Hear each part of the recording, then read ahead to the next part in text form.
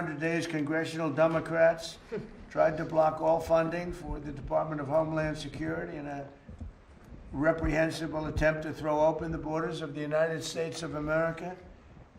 They want to drag us straight back to chaos and crime of the crooked Joe Biden administration, one of the most corrupt administrations, probably the most corrupt ever. Nobody's ever seen anything like it, and we're not going to let them do that. I have to say that Washington just had some crime numbers out, and it's the lowest number, best crime numbers we've had, they say, in 58 years. So we went from being a crime-ridden city, our capital, being a crime-ridden place, to being among the safest cities in the country. I'm so happy, and you're big beneficiaries because most of you live here. You hear all the time, the press, the media, and even actually some of the media. A couple of people that I would not suspect, a couple of people truly treat me unfairly, but they came up and they thanked me because it's so much. We have a safe city now. We also have a beautiful city. We had 22 fountains. Every one of them didn't work. One of them, probably the best was one that hasn't worked for 50 years. That was about the best. They've all been out of commission for 50 years or more. Can you imagine that? They were graffiti strewn, grass growing through the cracks, and they were in terrible shape. And all 22 have now been opened, and the most magnificent possibly of all, the one in front of Union Station is beautiful. You see that? It was all graffiti all over the place. We, through a lot of work, we got it looking maybe better than it was the day they put it in. But the one that they're all talking about is the almost 2,500 foot long. That's taller than any building in the world, actually. There's no building that's 2,500 feet tall, I don't think. But it's like twice the height of the Empire State Building, as an example, much wider. So we just got that open last night. We went to do it before July 4th, and it is incredible. It's called, it was originally called, 1922 it was built, it was called the Reflecting Pond, or the Reflecting Lake, some people called it. But it was supposed to be a reflection. It never worked from 1922 because there was stone on the base, and no matter what, it always leaked because you have stone and you have lots of crevices. We have nice stone out there, but if you go between the stone, it leaks. And so it never really worked very well. And it was a bad color. It was gray. It's concrete and stone, so it was gray. And I had the idea, along with some great people that worked for us. Doug Burgum was fantastic. His group, Greg, everybody. And we worked very hard. But it was going to cost $400 million, and we did it for about $10 million. It was going to take 4 years to build, and we did it in like a month and a half. And we would have had a construction site out there for years, and it wouldn't have worked when they built it. So when they told me what they were going to do, I said, that's not a good idea. I built many swimming pools as a builder. I built hundreds of them. And I got one of our contractors, I had him take a look. And he said, oh, we can do a great job. If you could just give us a decent surface. The surface was inside, so we sandblasted the surface. We fumigated it. We took out 11 dumpsters, big dumpsters, full of garbage. It was all garbage, and some of the garbage was there for years. It was all disgusting, and it smelled. And anyway, we took 11 dumpsters of garbage out with shovels. We had a shovel inside of what's called a pool or a lake, and got it clean. We then fumigated it. We then sandblasted the entire thing. We washed it, cleaned it, scrubbed it, sandblasted it. Then we gave it a test, then we rinsed it out, and we gave them a beautiful surface. And then they put a swimming pool topping, but industrial strength. It's industrial strength. It's used for tanks and lots of other things to hold water. And we worked out the ratios of expansion and contraction because, you know, believe it or not, when you have something that's 2,500 feet long, there's tremendous expansion. And who would think of this? Only person that does it, like me. And they have a lot of expansion and contraction. So when we're putting the surface down, would leave areas that can expand and contract a little bit because it expands over 1.5 feet. Can you believe it? So I would have ripped it apart. So we left areas of expansion and contraction. We were testing it for 3 weeks, 4 weeks. It works great. And we just opened it last night, and people are going wild over it. So it was going to cost $400 million, and we did it for 10, probably 10, if you take away a couple of things. We did a much bigger job than originally planned, because once we put that in, it looked so good. The sidewalks outside didn't look good anymore. You know, they looked like they were in good shape. But when you do something new in this business, you do something new, the thing that you thought were good, you save it. So we ended up sandblasting, steam cleaning and sandblasting the sidewalks around it. And we had a lot of areas that were in bad shape. We had to fix them. We patched them, and you can't even see the patch. We have granite surrounding the pool, and the granite's great, but it was filthy, dirty, disgusting. And it was broken in some cases. We were able to carve out pieces from other pieces that were identical and put them in, and you can't even see the seam. And it's like a beautiful, it's in better shape than it was when it was built. I told you, from 1922, never worked because it always leaked, because it had a stone base, the water leaked through the stone. So we're very proud of it. It's going to be great. Now we're doing a new surface on the World War II fountain because the surface is so bad. And that'll be done during the next couple of, we're going to start in a week or so, finish it very quickly. But we've done a great job. And the city is, everyone's coming up to me saying, the city is so beautiful. So we have 22 fountains that none of them worked. The earliest, I'm telling you, is 50 years. For 50 years, some of them haven't worked for 100 years. But we have fountains that were not working and were disgusting and dirty. And they're all beautiful now, every one of them.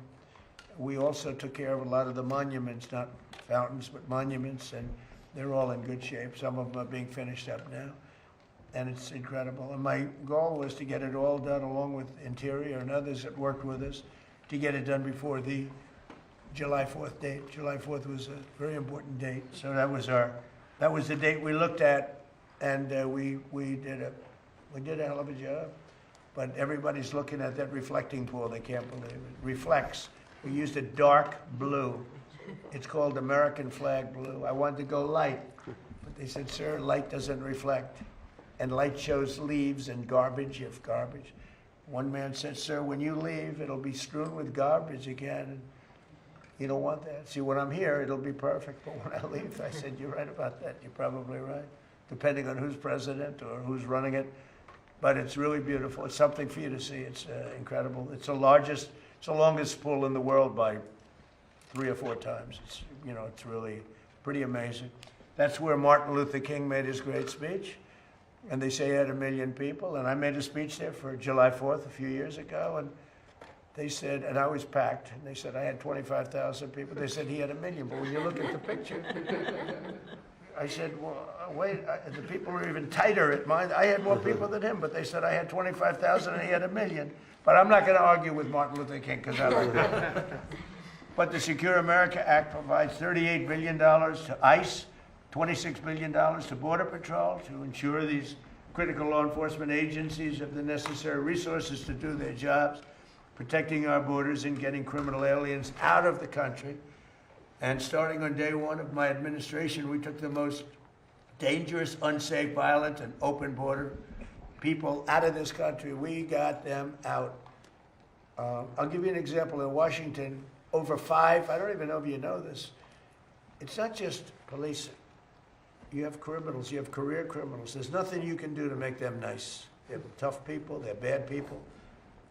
Some of them had records, 22, 23, one had 28 arrests and rough arrests for murder. And we took out almost 5,000 people out of Washington, D.C. And if you remember, so 2% of the people create 91% of the crime. When you hear that number, it's great. I love that number because you could handle 2%. That's right. If it's 91, create 91, that's no good. Too many people. But 2% of the people, and we took 5,000, almost 5,000 people out of Washington, D.C. They'll never come back. In addition, the National Guard, and we worked with the police department, law enforcement was great. And we have a very safe city. Everyone's going out to eat now. Restaurants were all closed. They were all closing. The few that were open were closing. And now you can't get a restaurant in Washington. Everyone wants to have a restaurant there. It's a whole different, so it's something we're very proud of. New Orleans, the same thing, by the way. It's a little earlier in the process. But if I got a call from your governor, I got a call from Steve, and they called me together actually, and they said, Safest Mardi Gras? they said, we've never had a Mardi Gras like that. They had the lowest crime they've ever had in the history of the Mardi Gras, which has been going on for a long time. They usually, Steve said, they usually have numerous numbers of murders, and they had none, but beyond murders, they, I heard it was the best, like the best you've ever had. It really was. A great Super Bowl, too, that you're at. And Memphis, and that's going to be great for the Super Bowl, Yeah. because we'll keep it that way. I think you're bidding on the Super Bowl coming in 2031. Yeah, and it's going to be, now you can really say it was a safe city. And the other one is Memphis. Crime is down 77%. Can you believe it? People are calling me up, friends that were leaving Memphis. We're all leaving, and now they're staying. And the governor's, everyone's thrilled. It's amazing. And if they would call me for Chicago, we'd straighten out Chicago so fast. We'd straighten out New York fast. We'd straighten out Los Angeles fast. We do it really well. And part of it is you have to get the really bad ones. You have to get the career criminals out, because they'll hit you hard, and they ought to get rid of, by the way, cashless bail. You ought to do that as soon as possible. Mark Wayne? That's right. Where they walk in, they commit a crime, they go out, in the afternoon they commit another crime. And sometimes those crimes are murder. Right back on the street, that's right. Cashless, I'll tell you what, cashless bail was a tremendous help to criminals. It's one of the greatest things that ever happened to a criminal. And they ought to end it. In every city, they ought to end it. Chicago, New York, LA, they ought to end it. Starting on day one of my administration, we took the most dangerous, unsafe, violent open border in the world. We had the most unsafe border, I believe, anywhere in the world. And the numbers came out 2 days ago that for 11 months, not one person came into our country illegally through the southern border. We had 25 million people come in over a 4-year period. We have it good, and nobody tries to come in. All the caravans, I came up with the name caravan. You'd have 25, 30,000 people coming up, and they'd pour through the border. You've seen the scenes where they're knocking over the fences. A very, very bad, very dangerous situation. We don't have them anymore because they know they can't get through. So when they know they can't get through, they don't come. And a lot of lives are saved. Women were being raped on the journey up. They were being raped in numbers. 25, 30% were being raped coming up. You don't have that anymore because they don't come up in caravans anymore because they know they're not going to get through. So starting on day one, we took the most dangerous and unsafe, violent, open border in the world, and we created the most secure border anywhere in our country, probably one of the most in the world. I believe it was the most insecure and unsecure border anywhere in the world, because there's no country, even a third world country, that has a situation like that, where you'd have criminals just walk across totally unchecked. They had it wasn't Biden, he didn't know what the hell was going on. It was people that are radical left lunatics who were very smart, very violent, very vicious, politically vicious. And they allowed this open border policy where millions of people came into our country, unchecked, unvetted, people from jails, drug dealers, people from mental institutions. Jails and mental institutions from all over the world were emptied out into our country. And we've got a lot of them out. We have a ways to go. It's very tough with the courts because the judges have been very terrible. They've been terrible. Very sad. But we're fighting our way through it. We have made this in fact, we made it a country that, as you saw last month, they said we had the lowest murder rate that we've had in 125 years. Think of that. And that's despite the fact, because we got a lot out, but we do have more. We had 11,888 people come into our country who committed a murder. 50%, more than 50%, created more than one murder. Think of that. So you had people coming, I think seven murders. We allowed them into the country. We got most of them out. In the last 12 months, 0 illegal aliens have been admitted into the United States. We cut the flow of fentanyl across our border by almost 60%. Think of that. And by the way, coming in by sea, 97%. And we're looking for the 3% because we think they're among the bravest people. Real smart. We cut them down, right, Mark? Yes. We cut it down 97%. And now I hate to tell this to Mexico, but we're now focused on coming in by land because the sea was tougher. A lot was coming in by sea, a much bigger percentage than anyone would know was safer for them. It used to be said, not safe anymore. But with 97% down coming in by sea, by ocean, by water, and you see what happens to them, and they don't do it a second time. They were totally unchecked. When they did capture somebody, they'd bring them in, they'd book them, and then let them go, and they'd go, and they'd be back on their boat the following night. So we're doing a great job. In the last 12 months, the numbers have changed in this country like nobody's ever seen before, but 0 illegal aliens have been admitted. And that's made by largely Democrat people. Those lists are made. And I find it hard to believe when I say 0. There must have been some, but they say 0, and it's very close to 0. It's hard to believe. You look, they used to have that certain areas on the other side of the wall. I built over 1,000 miles of wall. Without the wall, you couldn't do it. But I built over 1,000 miles of wall. We're building more now in certain areas where you need it. But nobody's ever seen anything like this. They had plazas where you'd have thousands of people standing in those plazas. They actually made them out of concrete because the land was so disgusting and dirty, and it was so muddy and horrible. So they put massive concrete plazas on the other side for people to wait getting in. There's nobody on them. There's nobody. They took a picture this morning. There was nobody on any of the plazas. They have 4 of them, big ones, where they come and stand by the thousands. There was nobody on the plaza, so it's really amazing. I want to speak about it in my speeches. I made a speech last week, which is really wonderful. Wisconsin. That's right. And I wanted to speak about the great job I've done on the border. And my people said, "Sir, nobody cares about that." I said, "What do you mean?" I got elected on that twice, actually, because I got elected the first time, 2016, and after I left, it became horrible, horrible. Second time was far worse. What it was in 2024, it was so bad, far worse than 2016. 2016 was like a pleasure trip by comparison to what it became.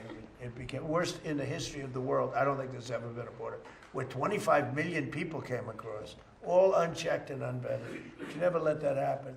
We can never let that happen, what happened to our country again, because no country can stand it. No country could have withstood what these people. We had a border czar who never saw the border. We had a border czar who never called, never once, the people that we're giving good paychecks to. They never called up ICE. They never called up the Border Patrol, who are phenomenal people, by the way. She never once called them. She was the border czar for 4 years, almost 4 years, and she never went to the border, and she never called up. I used to call them all the time, Paul, Brandon. I used to call them all the time and say, "Hi, how we doing on the border?" "Sir, we're doing okay." But they're great people, amazing people. She never called them. We had the worst border, I think, of any country in history. No third world country would allow people to come into their country like that. So the bill provides crucial funding for domestic law enforcement investigations and combating child exploitation, continuing our work to restore law and order across our nation and to protect America's youth. We're so proud. We're so proud of Washington, D.C. and the National Guard, the job they've done. And we've worked with the Washington, the Capitol Policing. They're great people. I've gotten to know so many of them. Very simply, the radical left Democrats, and I'm going to use that term a lot because they're dumb. I mean, who wants open borders? Who wants transgender mutilization of your child? Who wants that? Who wants men playing in women's sports? They're dumb. They're Democrats. They have the worst policy of anybody. I watched that thug that's up in Maine. He's a thug. And they're trying to make excuses for him. I mean, he's worse than any human being that's ever run for office, probably. I don't know him. I don't want to say bad, but I just, look, I mean, nobody's ever had a record like that. And you'll have Schumer, he goes crazy over this or that, or Epstein. This guy, why aren't they talking about him? He said, well, we don't know, but this guy's got a rap sheet. I've never seen anything like it. He's a thug. I know thugs. I had to deal with thugs. I built a lot of buildings. I dealt with the toughest people on earth. I dealt with worse than thugs. This guy's a thug. He's a low-level thug. And he's running to be a senator, to work with Eric Schmidt. Great, Eric will handle him, I think. He's not getting To there. be with Barrasso, who the hell do we have to be with Rand? Now, Rand would be very interesting with him. Rand would figure it out, and he'll put him away. But this is a thug. He's a cheap, no good person. And I watch these senators, the Democrats, and, well, we don't really know. You do know. He's as bad. I've never seen a person like that run for office. And the guy from Texas, different, but he's terrible too. He's terrible. These are radical left communists. But I watched this guy this morning, and he was so bad. He was so bad. He's a bad guy, just a bad guy. He must be laughing up his sleeve when he looks at these idiots going like Schumer, well, he's okay. He's not okay. Can you imagine if the Republicans had him? Oh, my God. How about if we had him, John? So, Wouldn't let it happen. I really believe it. If it meant losing the Senate, you would not let that happen. Correct. It's just a terrible thing. I mean, I watch it happening. It's unfolding. It's really history, because there's never been a guy like that that's ever run for office. At any level. I don't think at any level. And the excuses, they come up every day. Somebody comes forward with really proven stuff. Even his business, he's not a businessman at all. His parents supported him. Guy's a loser. Other than that, he might be a very nice guy. But very simply, the radical left Democrats, and I look forward to the day when I don't call them Democrats anymore. And I won't if they do their job. If they want to stop crime, if they want to lower taxes, if they want to do the education, the good things. There's so many things we can do together. I look forward to the day that I don't call them Democrats anymore. There'll be that day, I think, I hope. But they're in Congress, and they voted with the cartels, the terrorists, the gang members, the drug dealers, the human traffickers, the child predators. And our great Republican majorities voted to protect law-abiding American citizens. I mean, they voted to raise your taxes. They voted for men in women's sports. They voted in favor of men participating in women's sports. It's ridiculous. They voted for the transgender mutilization of your child. They voted for all these things. They voted for open borders. So bad. One of the worst things that's ever happened in this country. Hardest thing to cure, because we had 25,000 people. Remember this, when countries, because countries set those people up, when countries put people into a cartel, through the cartels, they put them into a whole group of 10, 15, 20,000 people that come in. They're not giving you their best people. They're giving you people that they don't want. Yeah. And they're sending them into and the Democrats voted in favor of that. It's really a shame. And it's so bad for the country. You'd almost think they hate the country, because they're not stupid people. You can't cheat like they did. And look at the election in California as an example. After a week, they determined that the kid who's leading and had all the mojo, all of a sudden he doesn't make the runoff. And then I hit them hard on that, but I started talking about Steve Hilton, who's a fantastic guy. And I saw them say it was going to be 2 weeks before they knew. And I started hitting them. It's going to happen to Steve Hilton too. You got to watch. And they approved Steve Hilton very quickly. They didn't want it. There was too much heat on him. The only reason he got approved, he had all the votes he needed, probably to be first place. But the only reason they approved Steve Hilton, it was going to be 2 weeks. They said it. And then they approved him that night, because the heat was on them, because they're cheating dogs. And you can't have a great country when that happens. That's why Los Angeles, that's why that state is in such trouble. It's the most beautiful place, best weather maybe anywhere in the world, but it's in big trouble. So we're going to have a tremendous success. The people alongside of me are amazing people. They're amazing people, every one of them. I know every one of them. They're amazing people. They love the country. They want to do right for the country.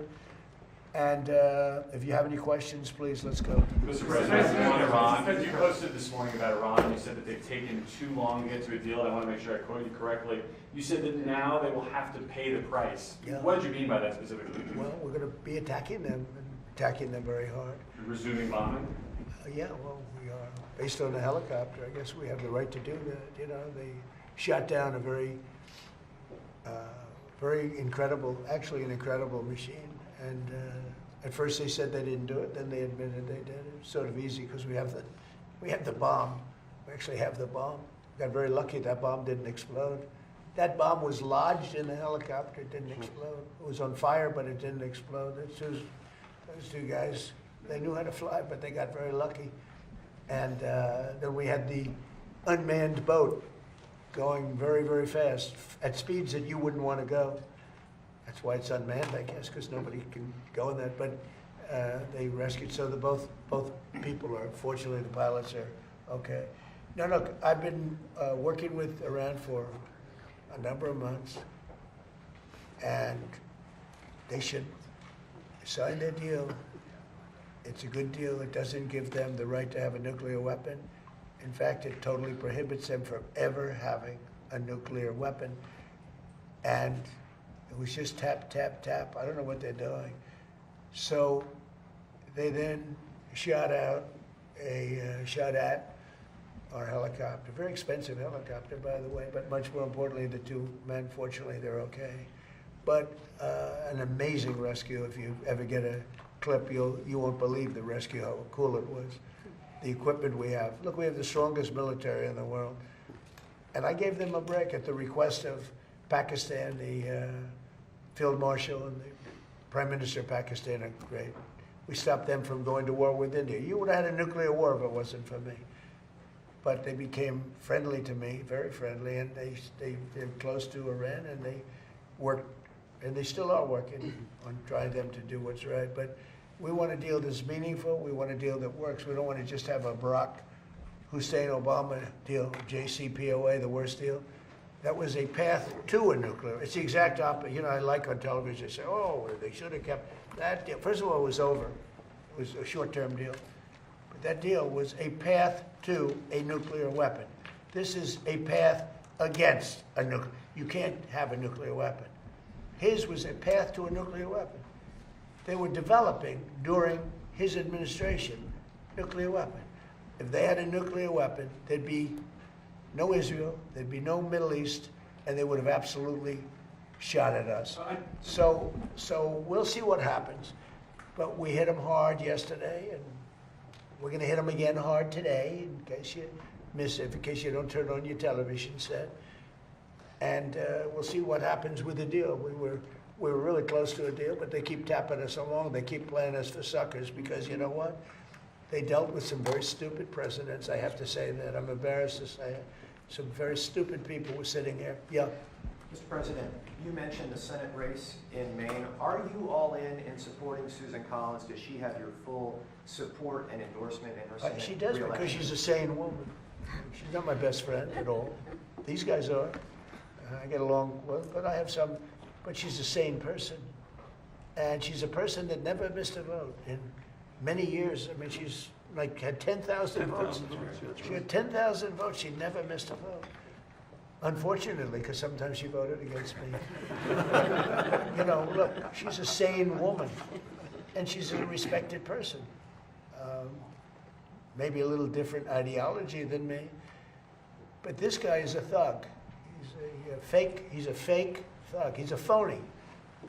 I made a lot of money picking out phonies. He's a real phony. He's bad. He's a bad person. Mr. President, are you going to go back to attack, or are you thinking of attacking Iranian power plants and bridges, as you've? Well, I'm not going to say that to you, but I can do that. Look, I could knock out. We have the most powerful. I built the military with these people approving it. They approved numbers that nobody would have ever thought we would have been. But we built it. We gave a lot to Ukraine through Biden. He gave a lot of money, a lot. But we're in great shape. We have a lot of storage capacity. But he gave a lot, and if you look at, what's happened, when I left, our cupboards were full. He gave it. Now I sell it to the European Union, and they give it to Ukraine for the most part. But we have the strongest military anywhere in the world, and sometimes you'll have to use it. And we have to remember, and when people hear this, Iran very simply cannot have a nuclear weapon, and they won't.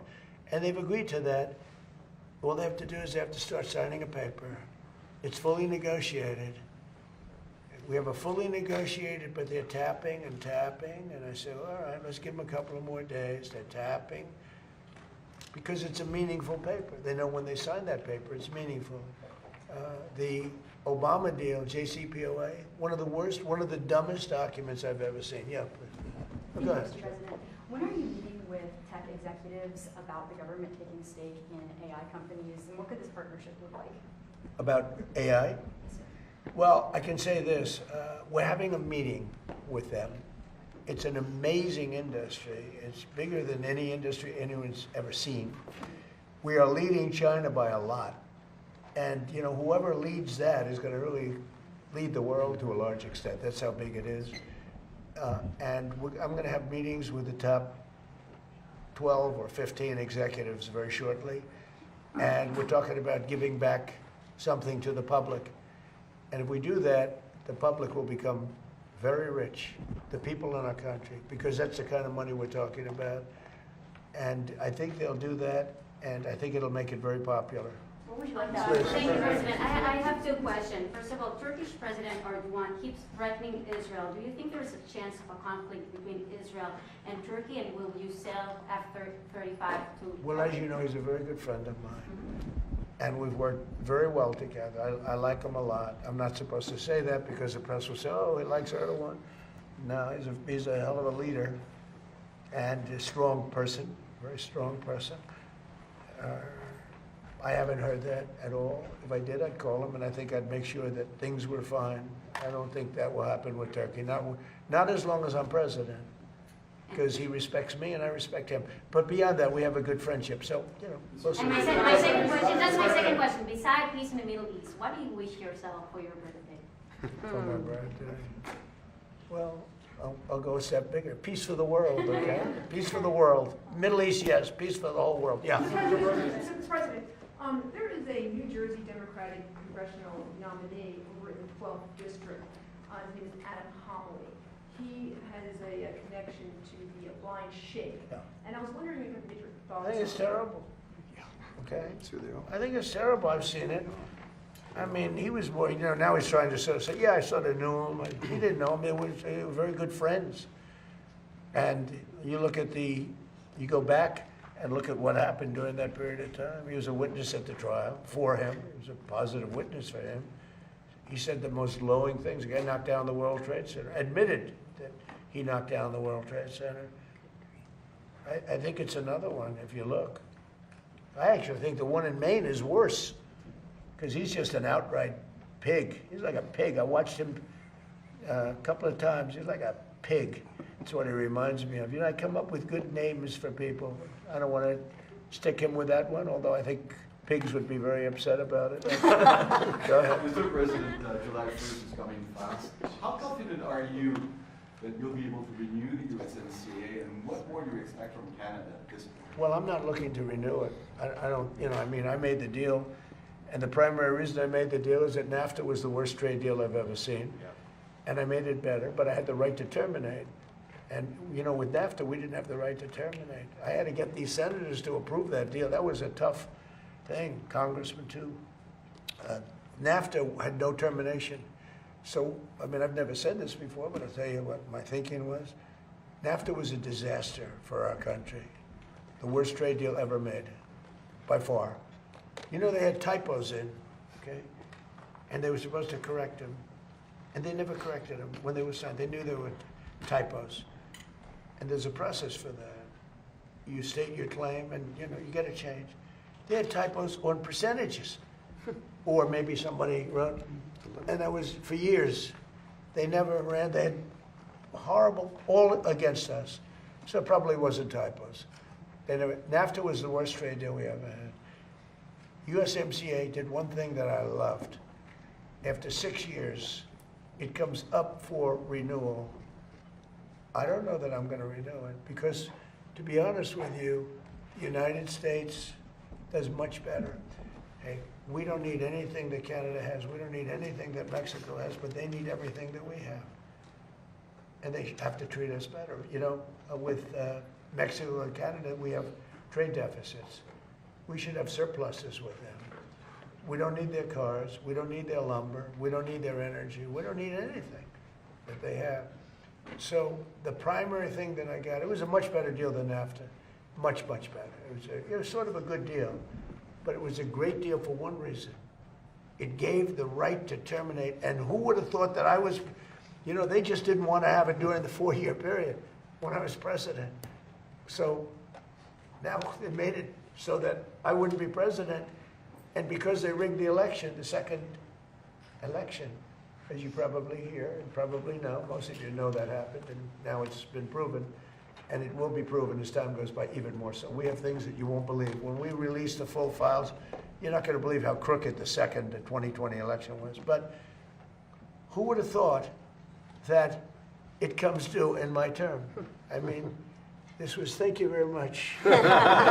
So it was very important that we be able to do that. So we're talking to them. We'll see if we do something. Mr. President, just before we came in here, you posted about Phil Pulte and that he'd be starting the job early. You said he's going to be downsizing the DNI. Can you talk about your Well, yeah, thinking people there? have wanted that downsized for a long time. And many people don't want it at all. Does that A mean lot of cutting people thought it was a intelligence jobs? duplication. Yeah, a lot of people thought it was a duplication. He's done a great job at Fannie Mae, and you know, you take Freddie Mac, Fannie Mae.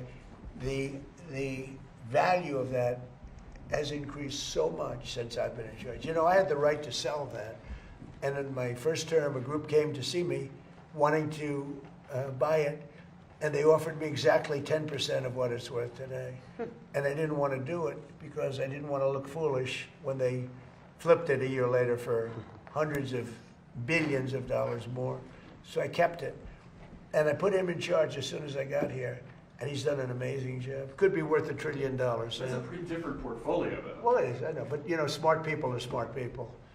I always say I'd rather have smart than experience, but experience is good too. I would say this, he's going to be there for a short while we pick somebody else. We're interviewing 5 different people. They're all very good, very different, and we'll put somebody there. But people want it downsized. The senators and the Congress people, and I'm not sure how Todd feels. But by the way, he's great. I hope you people have given him an easy run because he's very busy. He doesn't need stupid people saying, why didn't you get a higher mark at a certain college? Because he's highly educated. He was a great student. He's great at everything he's done. But how come he got a B+? See, they'll go after him for getting a B+ instead of an A, but the other guy can be a thug and let him run. He's okay. He's fine. The one thing about him, it's great, because every time they bring something up, he's worse than anybody that we've ever seen. And I hope the Republicans are going to use him as your standard bearer when they say that, gee, Eric, we don't like the way you dress today. It's unacceptable, right? And then all you have to do is point to this thug that they're trying to put in. So pretty much that's the way it is. He's going to do a good job. He's going to be there for a very short period of time. He will be superseded and replaced by somebody that's going to have the job permanently. Okay? What do you think of the President? What do you think the Democrats saying they'll hold up the I don't care what they say. Democrats. They're not Democrats. They're Democrats. They're dumb people, young. But you need their votes. Then I guess something's going to happen. No, we can't let them extort us. I told the guys today, we can't let them. They've done it on numerous occasions. I said we can.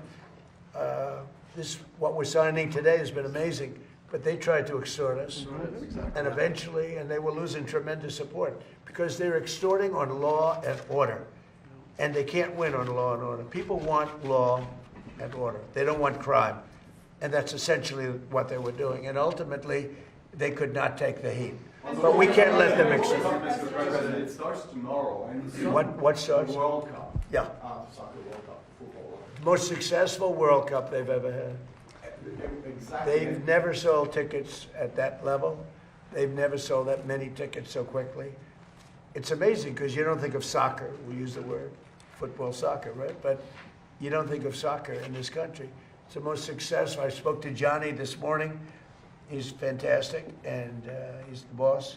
He said there's never been anything close to what's happened. But because of this success, some people are afraid that it's going to be harder and harder to get visas to come from outside. Can you Well, reassure we're working on it very closely to make sure the right people come into our country. Are you going to go to any games? I will. Any World Cup Are you, games? I will. Are you concerned, Mr. President, about the latest inflation number which came out this morning? Could that be a No, headwind I love it. for The Republicans numbers were in terms of great. trying to hold You know what I up the really House and love? Senate? I love the inflation. You know why? Because as soon as this war is over, you know, I can say it now. Something you didn't know. Do you know we've been taking out millions of barrels of oil? Nobody knows it. You know who doesn't know about it? Iran until right now. We took out the other night 22 ships, late at night with no lights, because they don't have any radar, because we blasted the crap out of it. We took out, that's why oil's $85 a barrel. I mean, you take a look. Remember when I did this, I said, look, the one bad thing will be, we hit the best economy we've ever hit. And I said to my people, I had Scott, I had Howard, I had Pete, I had all of them. I had Todd in the room. I said, the one thing we have to do now, we had just hit the highest stock market in history, highest 401ks in history. Everything was going well. And I said, I hate to do this to you guys, but Iran's going to have a nuclear weapon very soon. We have to go and attack. So we hit them with the B-2 bombers, which took a lot of courage. It was totally successful. We buried it, very hard to get. But now we had to make the second move. And I said, you know, the bad part is the stock market will go down by a lot based on predictions of experts, like 25%. And it was worth it. To me, it was worth it, not to have a nuclear weapon. And the other thing is that oil would go to $250 a barrel. It's at 85, and which is pretty amazing. And here's the key. We just hit today another stock market high. 74, in my short time here, 74 days we hit stock market all-time historical highs. Nobody can believe it. The Dow, the S&P. S&P was at 7,000. They said in 4 years, maybe 5 years. It will never hit it during the term. It was too much. I hit it in my first year. I hit on the Dow, it was 50,000 was an impossible number. They said 5, 6 years out you'd hit. Well, I hit it in my first year. And now I get everyone in the room and say, congratulations, but now I'm going to take it down a little bit because we cannot let Iran have a nuclear weapon. And they all agreed with me, Todd, you remember. Everybody agreed. And we took a little journey down to Iran. We first stopped off at Venezuela, by the way, and we have paid for that war many, many times over. And we have great relationships with the people of Venezuela. We get along with them great. It was a great success. It was a one-day war. It was really, to be exact, 48 minutes of fury, and it was over. And Venezuela is doing great. Relationships with the people are great. It's become a happy country, believe it or not. I mean, it's become a happy country. And we're taking out millions of barrels of oil from Venezuela. And then we went to Iran. And essentially, we've done the same thing. It doesn't look as pretty, but there's no Navy. 159 ships at the bottom of the sea. There's no Air Force. All of their planes are blown up. Most of their drones are gone. Most of their drone-making ability is gone. Most of their missiles are gone. All of their leadership is gone, so they replaced it. All of that leadership is gone, so they replaced it. And that's the people we're dealing with now. And I think they're going to want to make a deal, but we're going to find out. Inflation to come down between now Oh, and when November. the war is over? Yes. It's coming down. I know you can't. It's going to come down like a rock. And again, we're taking out millions, which I'm just announcing today for the first time. But we've been taking out millions of barrels of oil. Millions of barrels. Every night we took out oil. But now I'm going to tell you because they just figured it out. So now that they figured it out, I can tell you. It was very hard for me. I wanted to say it so badly, but I didn't want to ruin it. but it was very hard. But millions of barrels of oil has come out. And that's why it's at $85, $90 a barrel instead of $250. But we have the greatest military in the world, the toughest military in the world, just the best in every way. Nobody even close. There's no military that's even close. I rebuilt it during my first term. I'm using it now. When this conflict is over, Todd said, please call it a conflict, right? As opposed to the word war. He didn't like the word war, but it's sort of a conflict. It's a military operation. When it's over, you will see oil drop to where it was before. We were getting gasoline. Just before it started, I was in Iowa, and we passed gas stations, $1.85 a gallon. And we'll be back at those levels very soon. Thank you very much, everybody.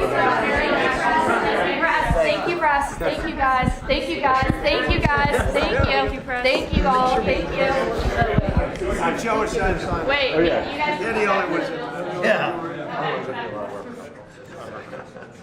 See, Biden wouldn't do this. No, he wouldn't. He needed machine. That's the real deal right there.